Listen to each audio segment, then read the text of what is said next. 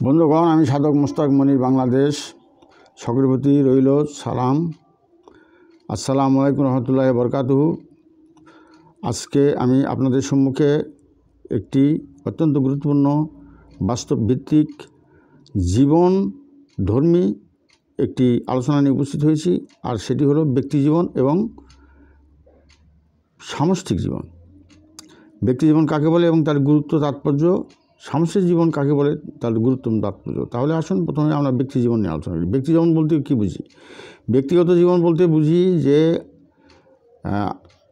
আপনি নিজে বা আমি নিজে, আমার স্ত্রী, সন্তানাদি, আত্মীয় স্বজন এবং পারিপার্শ্বিক প্রতিবেশী, এটুকু নিয়েই যে জীবন, অর্থাৎ মানুষের মৌলিক চাহিদা পূরণ করার জন্য, নিজের জীবনের মৌলিক চাহিদা পূরণ করার জন্য, পরিবারের মৌলিক চাহিদা পূরণ করার জন্য হালাল উপায়ে খাদ্য, বস্ত্র, বাসস্থান, চিকিৎসা, শিক্ষা ইত্যাদি সুনিশ্চিত করার জন্য যেটুকু প্রয়োজন, এটাকে ব্যক্তিগত জীবন বলা হয়।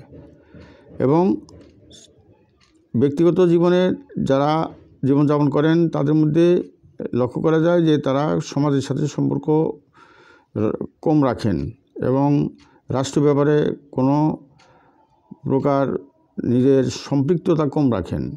তার একটিমাত্র উদ্দেশ্য, সেটা হলো যে সে কীভাবে বাঁচবে এবং তার পরিবারকে কীভাবে প্রতিপালন করবে এবং তার প্রতিবেশীর সঙ্গে, আত্মীয় স্বজনের সাথে সুসম্পর্ক রাখবে। এটুকু হলো ব্যক্তিগত জীবন। আসলে মহান আল্লাহ পাক রব্বুল আলামিন সর্বপ্রথম আদমকে সৃষ্টি করেন এবং আদমের ভিতর থেকে হাওয়াকে সৃষ্টি করেন, এবং এইটাই হলো ব্যক্তিগত জীবন। হাওয়া এবং আদমের যে জীবনটা হলো ব্যক্তিগত জীবন, এবং এর থেকে একটা পরিবার গঠিত হয় এবং এই পরিবারই হলো তার ব্যক্তিগত জীবন। এবং পরিবারকে গঠন করার জন্য তার যে আত্মীয় স্বজন যে সম্প্রসারিত হয়, এটুকু নিয়েই তার জীবন। তার সাথে সমাজের সাথে সম্পৃক্ততা কম, রাষ্ট্রের সাথে সম্পৃক্ততা কম। এই সমস্ত বিষয় নিয়ে সে মাথা ঘামানোর তার সময় নেই। সে কীভাবে হালাল উপায়ে অর্থ উপার্জন করবে এবং তার নিজের এবং তার পরিবারের যে মৌলিক চাহিদাগুলো, খাদ্য, বস্ত্র, বাসস্থান, চিকিৎসা, শিক্ষা ইত্যাদি নিশ্চিত করবে, এটুকু হলো তার ব্যক্তিগত জীবন। এর বাইরে সে বিচরণ করবে না। এই ব্যক্তিগত জীবনের গুরুত্ব তাৎপর্য হলো এই যে যদি কেউ সে ব্যক্তিগতভাবে জীবনযাপন করে, এবং প্রতিটি মানুষ কিন্তু তার ব্যক্তি জীবন রয়েছে, তাহলে বাইরের যে ঝামেলা, বাইরের যে সমস্যা, সামাজিক সমস্যা, রাষ্ট্রীয় সমস্যা ইত্যাদি তাকে স্পর্শ করতে পারে না। এবং সে একটা সাধারণ মানুষ এবং সে সাধারণভাবে বেঁচে থাকতে চায়, এবং সে আসলে শান্তিতে থাকে এবং বাইরের যে প্রভাব, সেই প্রভাব দ্বারা সে প্রভাবিত হয় না। যতটুকুন সামাজিকতা রক্ষা না করলেই নয়, তাকে ঠিক ততখানি সামাজিকতা রক্ষা করতে হয়। এর চেয়ে বেশি কোনো দায়িত্ব সে পালন করতে চায় না। এটা হলো তার ব্যক্তিগত জীবন। এবং ব্যক্তিগত জীবনের মানুষগুলোই সুখী হয় বেশি, কারণ একজন মানুষ আসলে প্রথমত হলো ব্যক্তিগত, তারপরে হলো তার দাম্পত্য জীবন, তারপর হলো তার পারিবারিক জীবন। এবং পারিবারিক জীবনকে গড়ে তুলতে হলে কিছু আত্মস্বজনের জন্ম হয় বা আত্মীয় স্বজন সৃষ্টি হয় এবং প্রতিবেশীর প্রতি হক এবং আত্মীয় স্বজনের প্রতি হক, গরিব দুঃখীর প্রতি হক, যারা তার কাছে আসবে, এবং তার ব্যক্তিগত জীবনকে সুন্দর করার জন্য, পারিবারিক জীবনকে সুন্দর করার জন্য তার সমস্ত প্রচেষ্টা পরিচালিত হয়, আবর্তিত বিবর্তিত হয়। এই মানুষগুলো হলো ব্যক্তিগত জীবন। কিন্তু মানুষের ভিতরে এমন একটি নেচার বা প্রকৃতি মহান আল্লাহ পাক রব্বুল আলামিন স্থাপন করে দিয়েছেন যে man cannot live alone, so he must live in society, when on must be some rules and regulation for the guidance of their conduct. অর্থাৎ সে ব্যক্তিগত জীবন থেকে সামাজিক জীবনে সে ভূমিকা রাখতে শুরু করে, এবং সমাজের যে রীতিনীতি, সমাজের যে আইন কানুন শৃঙ্খলা ইত্যাদি তাকে মেনটেন করে চলতে হয়, এবং সমাজের সাথে সে সম্পৃক্ত হয়ে যায়, এবং সমাজের 8-10 জন মানুষের সাথে মত বিনিময় হয়, এবং সমাজের বিভিন্ন সমস্যার সাথে সমাধানের জন্য সে সম্পৃক্ত হয়ে যায়। এভাবে তার জীবনকে আরও যদি বিস্তার লাভ করে, তাহলে হয়ে যায় সে রাষ্ট্রীয় জীবনের নাগরিক বা রাষ্ট্রের সদস্য হয়ে যায়। এই সমস্তগুলো তো পরবর্তীতে আসছে। আসলে মানুষ কিন্তু আসলে প্রথমে সূচনা হয় ব্যক্তিগত জীবন থেকে, তারপরে সূচনা হয় তার দাম্পত্য জীবন, তারপর শুরু হয় তার পারিবারিক জীবন, তারপরে শুরু হয় তার রাষ্ট্রীয় জীবন, এবং পরবর্তী সময়ে মানুষকে আরও সুনিশ্চিত নিরাপত্তা দেওয়ার জন্য এবং মানুষের সুখ সুবিধাকে বৃদ্ধি করার জন্য এবং সম্পদের সুষম বন্টন করার জন্য এবং আরও একটি জাতিকে উন্নতি থেকে উন্নতির শীর্ষ শিখরে আরোহণ করার জন্য পরবর্তী সময়ে সমাজ গঠন হয় এবং সমাজের রীতিনীতিটাকে মেনে চলতে হয়, সমাজের আইন কানুনটাকে মেনে চলতে হয় এবং এর পরবর্তীতে রাষ্ট্র গঠন হয়। এই যে যদি কেউ সে একাধারে ব্যক্তিগত জীবন, একাধারে সে পারিবারিক জীবন, একাধারে সে সামাজিক জীবন, একাধারে সে রাষ্ট্রীয় জীবন এবং একাধারে সে আন্তর্জাতিক জীবন যাপন করতে থাকে, তখন সে দেখা যায় যে সে অনেকাংশেই দেখা যায় যে সে ব্যক্তি জীবনের যে গুরুত্ব এবং তাৎপর্য এবং ব্যক্তি জীবনকে সে সময় অনেক সময় দিতে পারে না। তাকে সে মনে করে যে সামাজিক জীবন এবং রাষ্ট্রীয় জীবনটাই মুখ্য তার কাছে মনে হয়। কিন্তু আসল কথা হলো যে আমি যে কথাটা আপনাদের কাছে বলতে চাচ্ছি সেটা হলো যে ব্যক্তিগত জীবনের জন্যই সমস্ত জীবন আবর্তিত বিবর্তিত হয়। ব্যক্তিগত জীবনের জন্য বা পারিবারিক জীবনের জন্য সমাজ গঠিত হয়েছে এবং এই ব্যক্তিগত জীবনের সুখ সুবিধা এবং ফ্যাসিলিটিস পাওয়ার জন্য, সুখ সুবিধা পাওয়ার জন্য সে একটা সমাজকে গঠন করে যাতে পরস্পরের সাথে সুসম্পর্ক বজায় রাখে, পরস্পরের যে সুবিধাগুলো আদায় করা এবং তাদের একজনের বিপদাপদে আরেকজন এগিয়ে যাওয়া, এই জন্য কিন্তু সমাজ প্রবৃত্তি গঠিত হয়। এবং এর চেয়ে ঊর্ধ্বতর যে প্রতিষ্ঠানটি সৃষ্টি হয় সেটা হলো রাষ্ট্রীয় জীবন। রাষ্ট্রীয় জীবনে তাকে রাষ্ট্রের নাগরিক হিসাবে তার রাষ্ট্রের প্রতি তার দায় দায়িত্ব এসে যায় এবং রাষ্ট্রেরও তার প্রতি দায় দায়িত্ব এসে যায়। এইভাবে সে রাষ্ট্রীয় জীবনে একজন নাগরিক হিসাবে সে নিজেকে অবস্থান করে এবং নিজেকে প্রতিষ্ঠিত করে। এই যে ব্যবস্থা, কিন্তু আমাদের অবশ্যই একটা বিষয় অবশ্যই চিন্তা করতে হবে যে ব্যক্তিগত জীবন যার সুন্দর হয়, সুখী হয়, পরিমার্জিত হয়, পরিশীলিত হয় এবং পারিবারিক যে দায় দায়িত্ব যদি কেউ সুন্দর সুশৃঙ্খলভাবে পরিচালনা করে সে সবচেয়ে সুখী হয় এবং সমস্ত ঝামেলা থেকে সে মুক্ত থাকে। কিন্তু একজন মানুষ তো একা থাকতে পারে না, ম্যান ক্যানট লিভ অ্যালোন। মানুষ একা থাকতে পারে, so he must live in society. সুতরাং সে একটা সমাজ গ্রহণ করে। এটা প্রকৃতি প্রত্যেকটি মানুষের ভিতরে দিয়েছে যে মানুষ আসলে একা থাকতে পারবে না, এই জন্য সে সমাজবদ্ধ হয়ে বসবাস করে।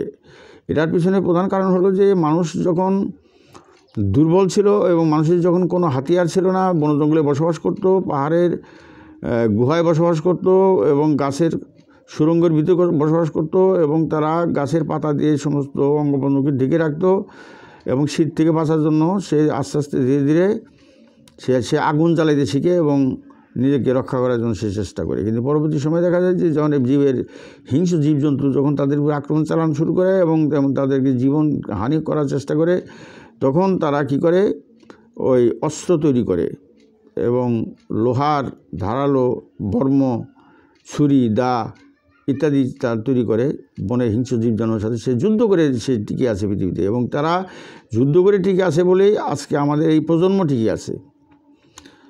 তো এইভাবে আস্তে আস্তে তারা একত্রিত হয়ে যায় এবং সমাজবদ্ধ হয়ে যায় এবং প্রতিকূল পরিবেশের সাথে মোকাবেলা করে সে নিজেকে বাঁচিয়ে এবং টিকিয়ে রাখা, একা নিজেকে বাঁচিয়ে বা টিকিয়ে রাখা সম্ভব হয় না। কিন্তু একটি কথা আপনাদের বিষয় বলতে আমি বাধ্য হচ্ছি, সেটা হলো যে আবার আমাদেরকে সেই ব্যক্তিগত জীবনে ফিরে আসতে হবে। কী জন্য? যে উদ্দেশ্যে সমাজ গঠিত হয়েছে সেই উদ্দেশ্য এখন সাধন হয় না।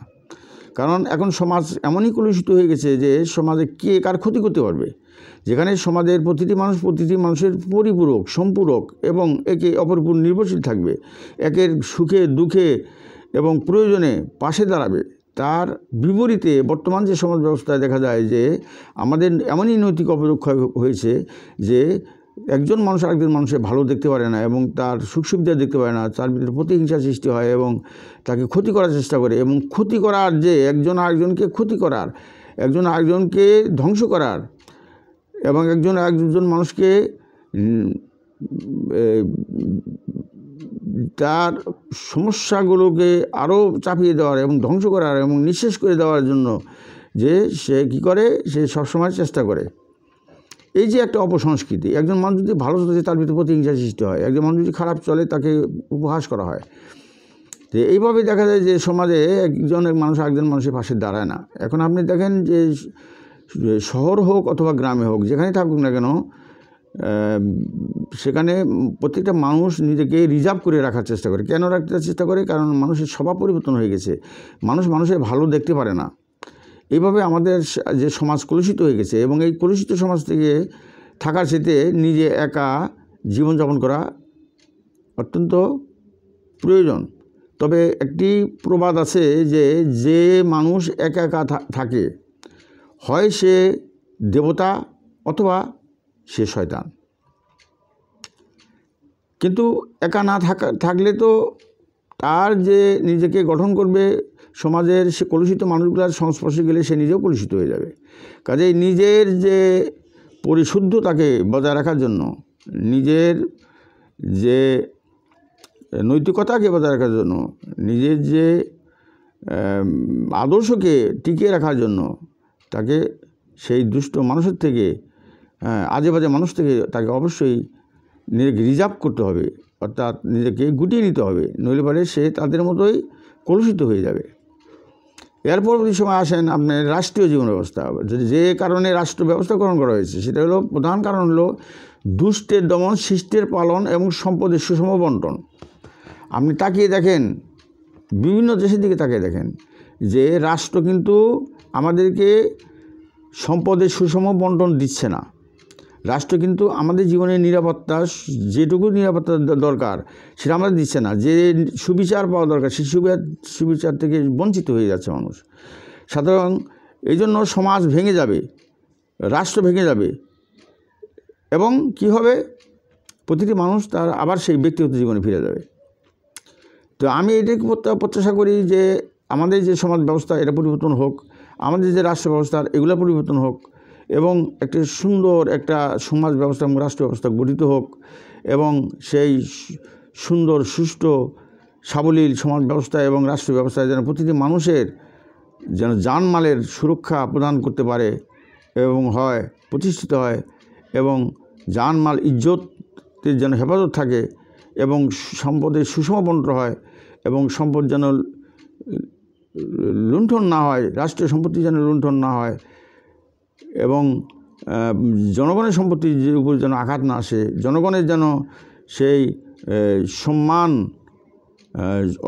সম্মান এবং সম্পদের উপরে যেন কোনো আঘাত না আসে, এই সমস্তগুলো যদি কোনো সমাজ ব্যবস্থা সুনিশ্চিত করতে পারে, যদি কোনো রাষ্ট্র ব্যবস্থা নিশ্চিত করতে পারে, তাহলে সেটি হলো আদর্শ রাষ্ট্র এবং সেটি হলো আদর্শ সমাজ। কিন্তু সেটি কি আছে? আপনি দেখেন, আমি যে কথা বলতে চাচ্ছি যে ব্যক্তিগত জীবনে গুরুত্ব এবং সামষ্টিক জীবনে গুরুত্ব। ব্যক্তিগত জীবন বলতে পারে নিজেকে এবং নিজের পরিবারকে এবং নিজের প্রতিবেশী এবং আত্মীয়স্বজন, এইটুকুর মধ্যে সে সীমাবদ্ধ, এবং তার যে মৌলিক চাহিদাগুলোকে হালাল উপায়ে উপার্জন করে তার মৌলিক চাহিদাগুলোকে পূরণ করা, এইটুকুই তার ব্যক্তিগত জীবন। এবং এই ব্যক্তিগত জীবনকে রক্ষা করার জন্যই রাষ্ট্রের উদ্ভব ঘটেছে। কিন্তু দেখা যায় যে রাষ্ট্রর মাধ্যমে একটা লুণ্ঠনের একটা সংস্কৃতি চালু হয়ে গেছে, সম্পদের লুটপাটের একটা সংস্কৃতি চালু হয়ে গেছে।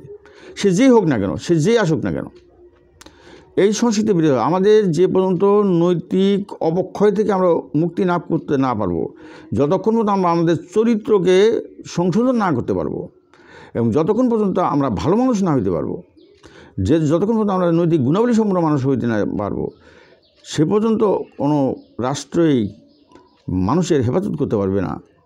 এই জন্য আমি তুলনামূলকভাবে আলোচনা করলাম যে আসলে এই দুইটার ভিতরে আপনি বেছে নেন, যে যদি আপনি নিজে যদি বাঁচতে পারেন, নিজের মৌলিক চাহিদা পূরণ করতে পারেন, নিজের পরিবারের মৌলিক চাহিদা পূরণ করতে পারেন, নিজের আত্মস্বজনের সাথে সুসম্পর্ক বজায় রাখতে পারেন, প্রতিবেশীর সাথে সুসম্পর্ক বজায় রাখতে পারেন, তাহলে অবশ্যই মহান আল্লাহ পাক রব্বুল আলামিন পাক কোরআনে ঘোষণা করেছেন যে প্রত্যেক ব্যক্তিকে তাকে ব্যক্তিগতভাবে জবাব করতে হবে, এবং একজনের দোষে আরেকজনকে পাকড়াও করা হবে না।